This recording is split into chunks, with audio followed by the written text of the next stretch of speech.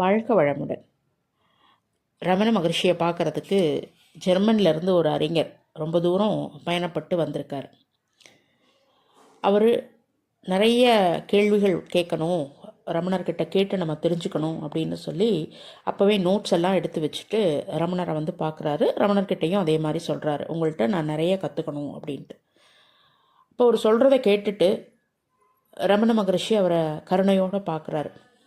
பார்த்துட்டு என்ன சொல்கிறார் அப்படின்னா, நீங்கள் தவறான இடத்துக்கு வந்திருக்கீங்க.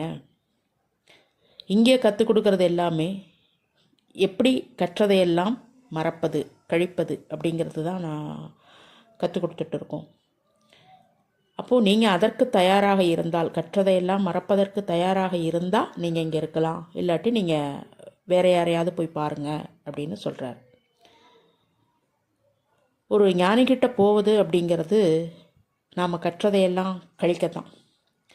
நிறைய கற்றுக்கிட்டு அதெல்லாம் சலிச்சு போகும்போது, அந்த கற்றுக்கிட்ட விஷயங்கள் எதுவுமே நமக்கு ஒரு நிறைவை கொடுக்கல அப்படிங்கும்போது, அதிலேயே மூழ்கி தன்னை யார் என்று மறந்து விடும்போது, அனாவசியமான விஷயங்கள், அதாவது தேவையில்லாத விஷயங்கள் நிறைய நம்ம தெரிஞ்சு வச்சுருப்போம். ஆனால் அவசியமான இந்த ஜீவனை பற்றி ஒன்றும் தெரியாமல் இருக்கும்போது தான் மகான்கிட்ட நம்ம போகிறோம். எந்த ஒரு விஷயத்தையும் கற்றுக்கிறது வந்து ரொம்ப சுலபமானது, ஆனால் அதை மறக்கிறதுங்கிறது ரொம்ப சிரமமானது. ஆனால் மறக்கிறது தான் வந்து சிறப்பானது அப்படின்னு ஞானத்தில் சொல்கிறாங்க. சரி, எப்படி மறப்பது அப்படின்னா, நம்மளுக்குள்ளாக நம்ம அடையாளப்படுத்தி வச்சுருக்கோம் இல்லையா, இந்த உடல் தான் நான், மனம்தான் நான், அறிவு தான் நான் அப்படின்னு, அதை எல்லாத்தையும் கழட்டி தூக்கி போட்டுடணும். அதாவது மனசை வந்து வெகு தொலைவில் வச்சு பார்க்கணும்.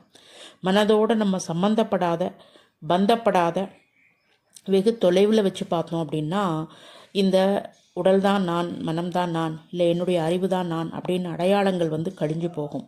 அப்படி அந்த அடையாளங்கள் கழிஞ்சு போன நிலையில தான் நமக்கு அந்த ஞானம்ங்கிறது சித்தியாகும். அந்த மனதை கடப்பது அல்லது கற்றதையெல்லாம் கழிப்பது அப்படிங்கிறது வெகு சுலபமாகும் அப்படின்னு சொல்லி ஓஷோ இதுக்கு வந்து விளக்கம் கொடுக்குறாரு. அப்போது நாம் கற்றுக்கிறது பெரிய விஷயம் இல்லை, கற்றுக்கிட்டதையெல்லாம் அதை விட்டு பந்தப்படாத நாம் எந்த நேரத்துலையும் அதை விட்டு விலகி இருக்க முடியுமா அப்படிங்கிறதான் இங்கே சிந்திக்க வேண்டிய ஒரு விஷயமாக இருக்குது. நன்றி.